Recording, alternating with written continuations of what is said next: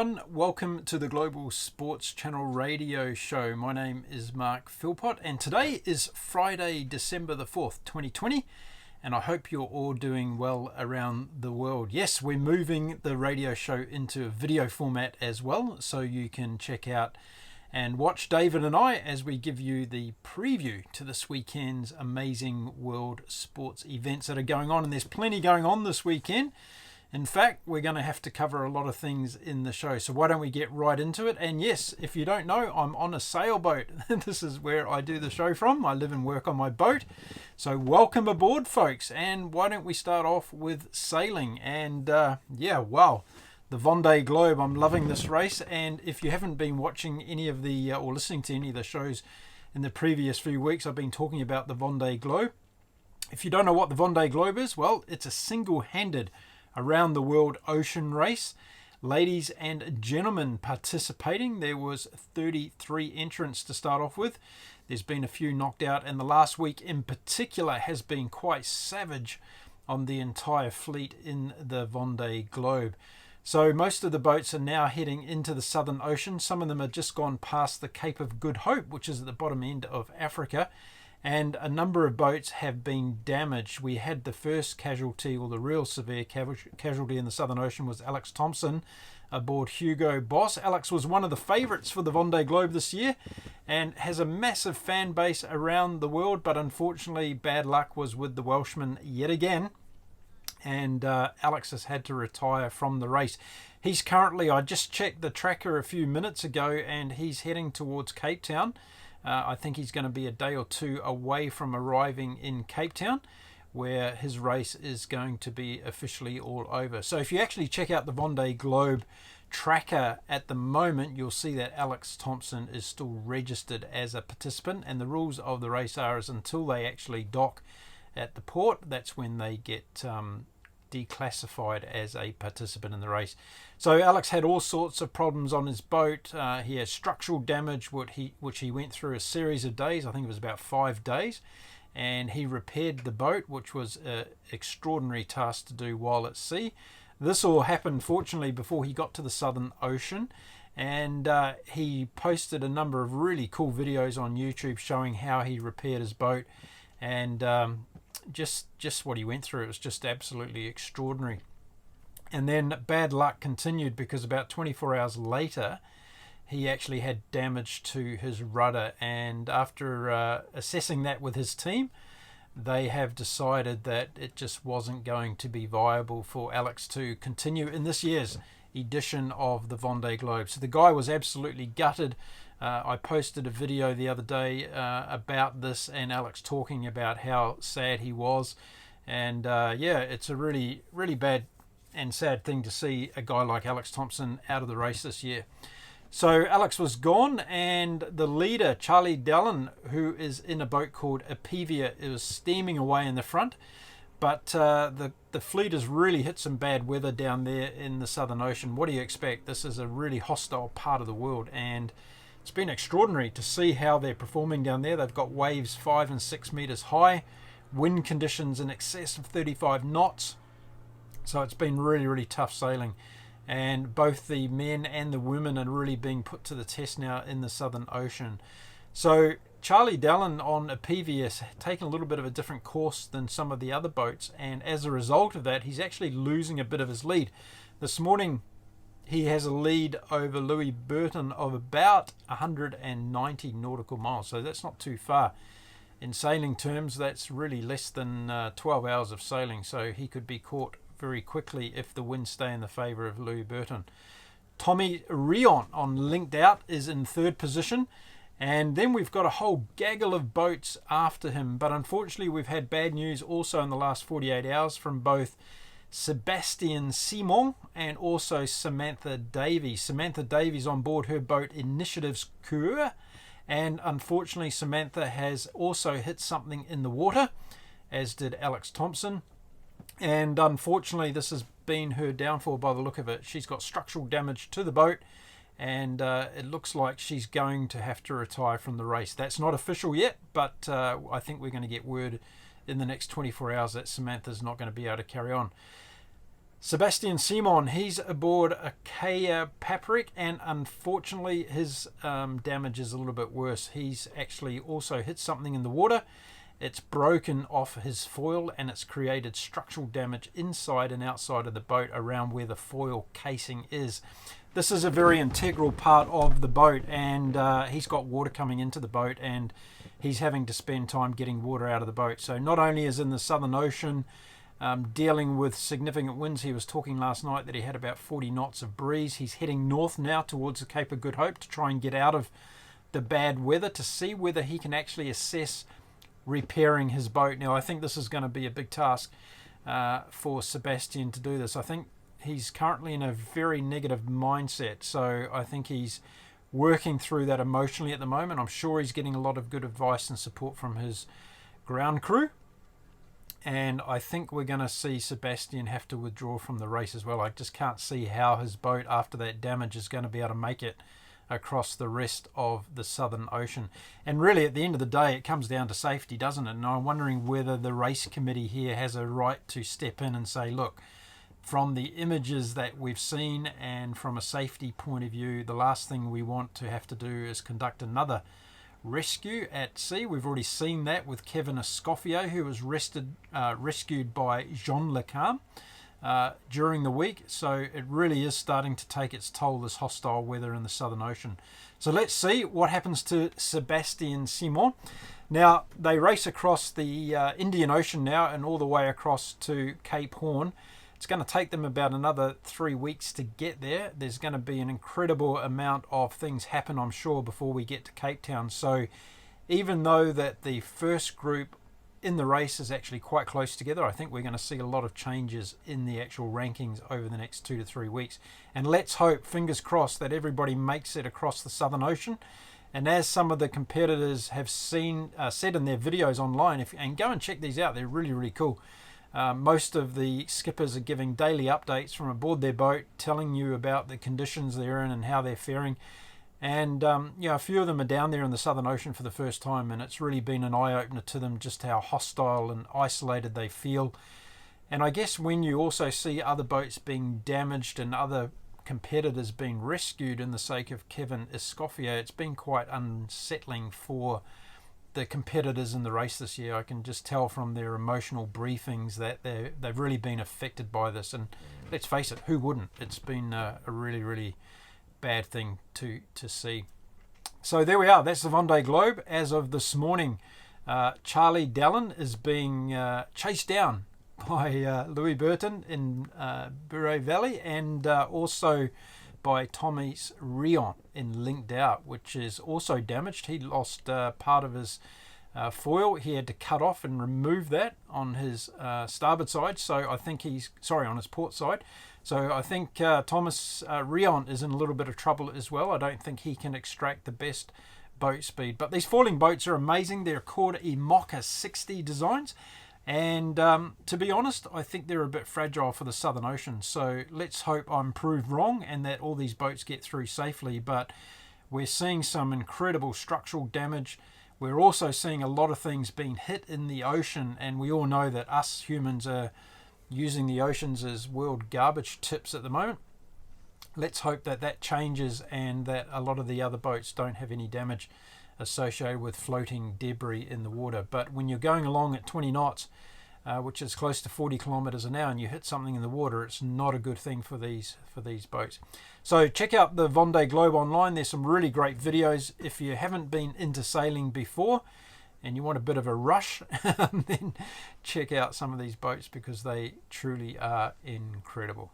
There we are, Vendee Globe for today. We'll be back on Monday talking about where they are and the positions and ranking in the Vendee Globe. Okay, let's move on and let's talk Rugby Union now, because this weekend we have the final in the Tri-Nations competition here in Australia between Australia, the All Blacks and Argentina, and it's been quite a series if you've been following it, because the All Blacks were beaten twice. They came out last weekend and redeemed themselves somewhat by beating Argentina 38 points to 0 in Newcastle on the New South Wales coast. That's just north of Sydney, for those that are not too familiar with Australian geography. And this weekend we see Australia playing Argentina in the last match of the series. It's going to be a really interesting game because Argentina actually rested quite a number of their players against New Zealand last week, and they had a couple suspended as well. Those players are back in the team this weekend, so I expect Argentina to give Australia a bit of a hard time. And the Kiwi in me would like to see the Argentinians beat Australia. But let's see, as long as it's a good game of rugby union and we have a great game, that's all we can wish for. If Argentina do beat Australia, then chances are they're going to finish second in the Tri-Nations Championship this year, which will be a real fantastic achievement for the Argentinians Los Pumas. And let's hope they can, because I think that will inspire a lot of people in Argentina. And it's going to give World Rugby a kick up the pants that it needs as well to have better competition. Who would have thought at the beginning of this competition that we have the chance of Australia finishing in third position out of these three nations? So a lot on the line this weekend in this match. The All Blacks will be sitting down watching it, I'm sure. There's probably no chance the All Blacks can be overtaken on the table. I think Australia and Argentina need to score over 100 points difference this weekend. That's not going to happen, I'm pretty much sure of that. So the All Blacks were very fortunate to run away with the Tri-Nations Championship this year. I wouldn't say they actually ran away with it, but they were fortunate enough to be coming back to get a win to secure that championship. So this Saturday, Australia versus Argentina, being played in Australia. I think it's 6:45 local time kickoff. So we'll review that game also on Monday. Now, over in Europe this weekend, we have the final of the Autumn's Nations Cup, and this is being played between England and France. So this will be a good match as well. I'm picking that England will be too strong for France. I think Eddie Jones has got that England team wrapping along very well. Too much discipline, too good in defence. And I just can't see the French getting through the English defence. That's where I think it's going to be won. As many of these rugby matches are these days, unfortunately, the defences are really crowding out the offences, and it seems to be the teams that have got the better defence are coming out on top. Doesn't make for such great spectacles of games, but nevertheless, let's hope we get a good game in the weekend between England and France, and I'll do a recap of that on Monday as well in the show. So if you're into rugby union, you've got two big matches this weekend. England versus France and Australia versus Argentina. Okay, moving on. Now let's talk about golf. There's been some big news in the golf world over the course of the week, and that is that the PGA Tour and European Tours have finally aligned their objectives, and it looks like we're getting closer and closer, folks, to getting finally a World Golf Tour. That is a one world tour. I don't know why it hasn't happened yet, but of course it's got to do with money, commercial sponsorships, and a lot of big egos in the game. So now we're pushing through some of that, and it's been great news because now this is going to give players the opportunity to play across the world in terms of golf tournaments and not have to choose between either the European Tour or the PGA Tour in the United States. So I'm hoping that we can get to the stage where we have a one global tour coming up. I'm sure it's not too far away. It's going to be better for broadcasting rights. It's going to be better for prize money, sponsorships, partners, the players, and also us viewers as well. We're going to get to see the best players in the world competing week in, week out, and going for the big prizes of world golf as well. So there's the big news out of golf this week. The PGA Tour, the European Tour aligning their objectives, and we're possibly one step away now from having a world global golf tour. Let's hope that happens soon. Okay, next up is Formula One, and this weekend we have the Bahrain Grand Prix. Now you might think, hang on, we had the Bahrain Grand Prix last weekend, and you'd be right. But we're in crazy COVID time, folks, and with COVID-19 we've had a reschedule of the Formula One World Championship this year. And that means we have two races in Bahrain. We had one last week, and who will forget that? Wow, if you haven't seen it already, we have the astonishing escape from Roman Grosjean from the Haas racing team in his amazing crash that turned into a fireball, and he was able to extricate himself from the car in time. I think he sat in the car for about 28 seconds before he was able to get out of the fire, get over the guardrail, and get to safety with the medical crew that were on hand straight away to help him out. So Roman Grosjean's been in hospital a few days this week. recovering. He says he's okay. He's got a few burns to his hands, and he's actually aiming to get back racing again next weekend in the final race, which is going to be in Abu Dhabi. But that's an ongoing discussion. We'll have to see. And this weekend, it means that we've got a few changes in lineup, because there's been some other big news during the week from Formula One, and that is that Lewis Hamilton, yes, 7-time world champion, has come down with COVID-19. He tested positive during the week. So he's been removed from this weekend's schedule, and that means that Williams driver George Russell has a fantastic opportunity to sit in the Mercedes Silver Arrow this weekend. Now, a lot of people are saying George Russell is the next best thing in Formula One, and whilst we're going to see some of his potential this weekend, I don't think we should be putting too much pressure on him. It's a difficult thing to get into a Formula One car when it's not your car and you haven't had too much experience in it. But I think George Russell is going to show people a few things or two. This guy is a very talented young driver, and while he's been at the back of the pack in the Williams racing car for the last couple of years, I think his chance in the in the Mercedes is going to really show him and show us how good he really is. So watch out for the Bahrain Formula One Grand Prix this weekend. Also, the news out this week is Michael Schumacher's son, Mick Schumacher, has now signed with the Haas racing team for next year. So he's coming out of Formula 2 after what I think has been a very successful year in Formula 2. He's actually won the championship, barring any disaster this weekend when he races in Bahrain again. He only has to finish 14 points ahead of his nearest competitor. And he's got that championship sewn up. So really good news from the Schumacher family, and a lot of emotion around that as well, with Michael still being in an incapacitated, that's a difficult word for me to say, situation. And very sad news about Michael after his ski accident. And we're just hoping that Michael is well. We don't get much news because the family has chosen to keep all of that pretty private, which is fully understandable. But Mick Schumacher, his son, is now in Formula One for 2021, so that's going to be exciting. He's going to be driving, as I say, for the Haas racing team next year, and I'm sure we're going to be covering a lot more about this young man as he starts his trajectory within Formula One. Can he be as good as his father? Well, only time will tell, but the most important thing is that he carves out his own path in Formula One, and as difficult as it's going to be in terms of comparison to his father, I'm sure that he's going to be a great driver as well. So this weekend, Bahrain Formula One race again. Slightly different track this time. They've done an interesting track redesign for this weekend. So we're not going to see exactly the same track as we saw last weekend.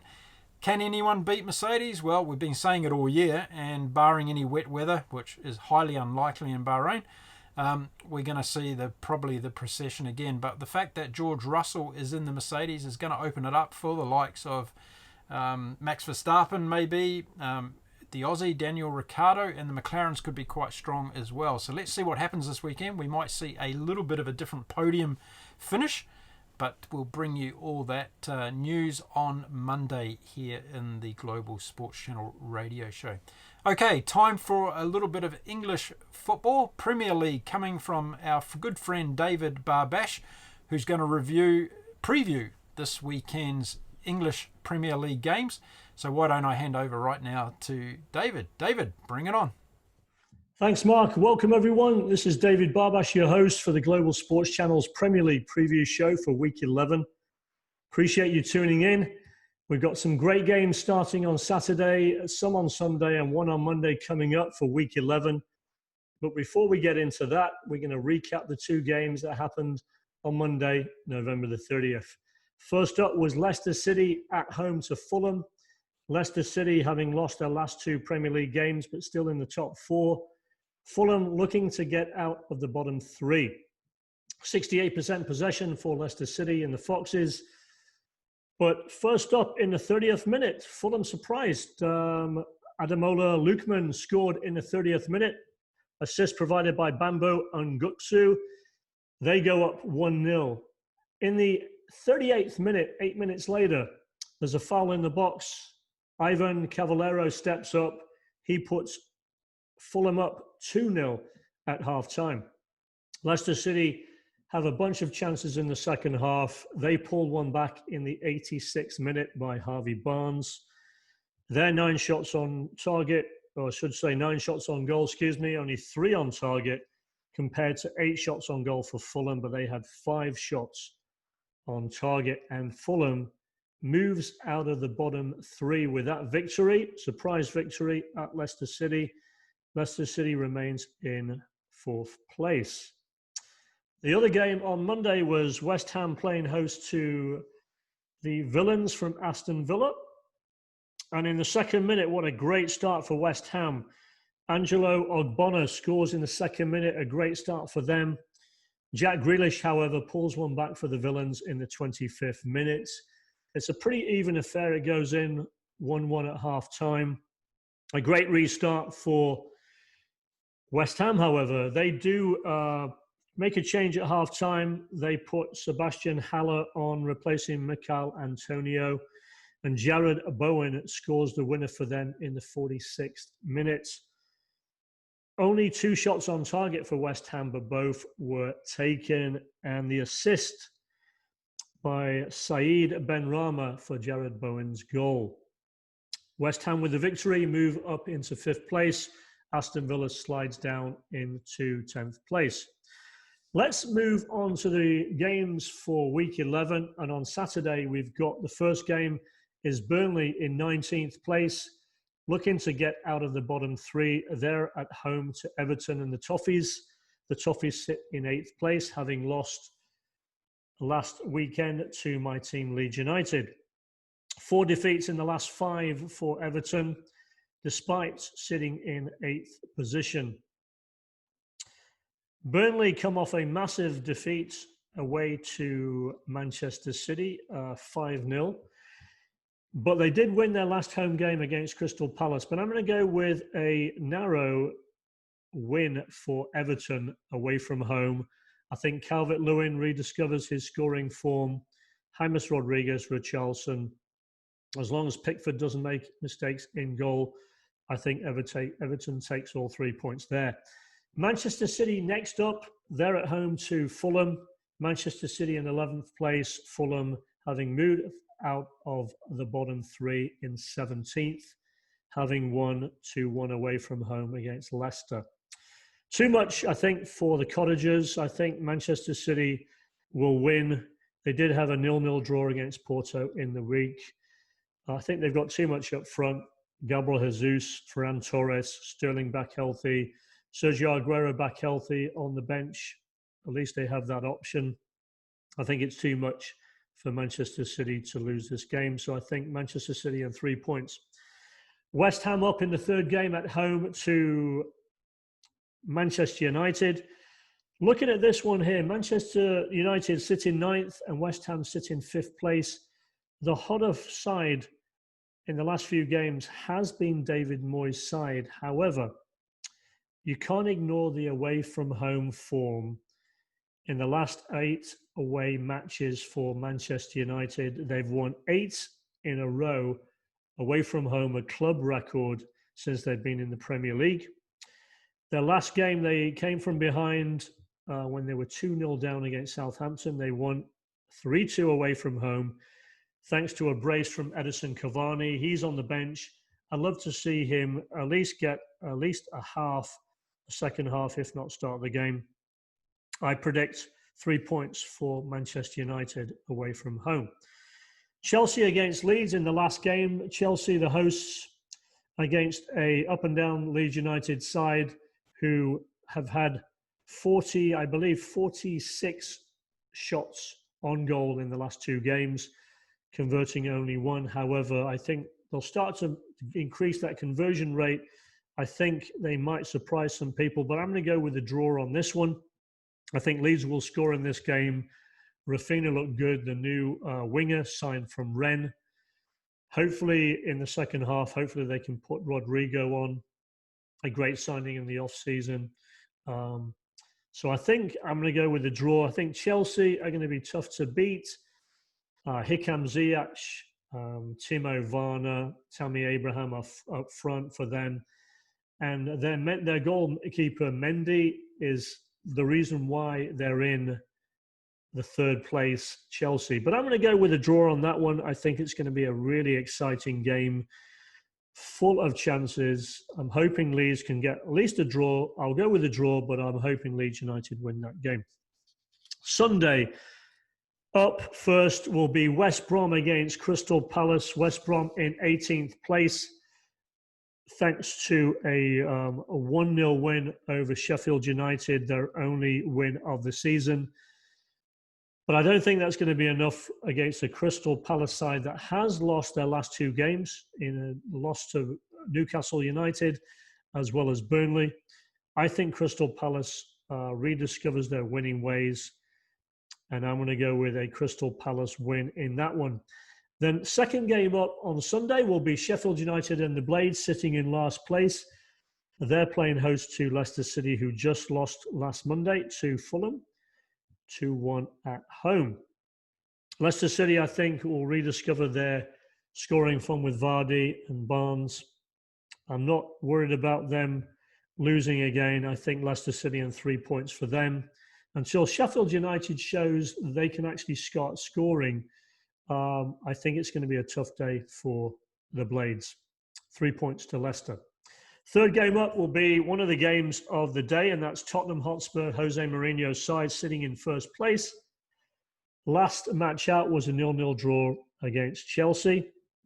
Son and Kane looked a little bit off kilter against Chelsea. I think they'll rediscover their winning ways against Arsenal, who have slipped down to 14th place. I think if Arsenal loses this game, I think Mikel Arteta's job security, I think, will be at risk. And it's a possibility that he might be one of the first casualties in the leagues in terms of Premier League managers potentially losing their jobs. Arsenal lost 2-1 at home to Wolves last Premier League game, week 10. I think Tottenham gets all 3 points in a pretty exciting game. Let's see what happens there. I'm going to go with 3 points for Tottenham. Last game on Saturday will be Liverpool in second place at home to Wolves. It's rare that Liverpool loses at home. It's the second longest streak, I think, their winning record at home. They have been unbeaten at home for a long time now. I think only second to maybe Chelsea's winning record at home. They won in the week at home, Liverpool did, in Europe at Ajax, but they drew only 1 apiece to Brighton last weekend. So Liverpool haven't been dominant as much as of late due to a lot of injuries. They're still missing, obviously, Oxlade-Chamberlain, Van Dijk, a host of players. I don't want to go through all the list. But they'll be up against a tough Wolves side. Wolves, despite having won 2-1 at Arsenal, they did lose Raul Jimenez in that game that has a skull fracture, their leading striker. I'm going to go with a Liverpool win due to their home form. I think it'll be a very close game. I think Diogo Jota will be the difference against his ex-side. 3 points to Liverpool. One game left, and that'll be on Monday, and that will be the Brighton Hove Albion playing host to Southampton and the Saints. Southampton come off that heartbreaking loss against Manchester United, having been up 2-0. They ended up losing 3-2 due to Edison Cavani's miraculous brace in the second half. Brighton, the Seagulls, they really looked competitive against Liverpool and pulled off a 1-1 draw against Liverpool the last game out. I think it'll be a very close game. Brighton, even though they sit in 16th place, they do have Danny Welbeck up front. They do have Adam Lallana, who did limp off injured in the last game. And I think they're a tough side to play against. They also have Neil Maupay, one of the top scorers in the division. But I'm going to go with a narrow Southampton win. 3 points for them. Those are my predictions for week 11 in the Premier League, guys. Remember, there is no finish line. Be kind, stay healthy, and have a great rest of the week. We'll talk to you soon. Check us out. Be sure to follow us on Twitter, Facebook, and Instagram, and sign up for your free membership, trial membership at globalsportschannel.com. Take care, guys. We'll see you soon. Great stuff there, David. Thank you for that. And if you're watching or listening to the show today and you want to go up against David with his predictions for the weekend of the English Premier League, send us in your tips for the games each week and we'll put you up against David and we'll have a little bit of a competition going there. Who knows, we might be able to give away a prize or two. So send us your predictions for the English Premier League games each week and we'll put you up against David's predictions and see how you all go. There we are. So we have a pretty full-on weekend of sport coming up, folks. We're going to be back on Monday to review it all. Also, another side note, the UK Snooker Championships are taking place at the moment, so we'll do a review over that over the weekend.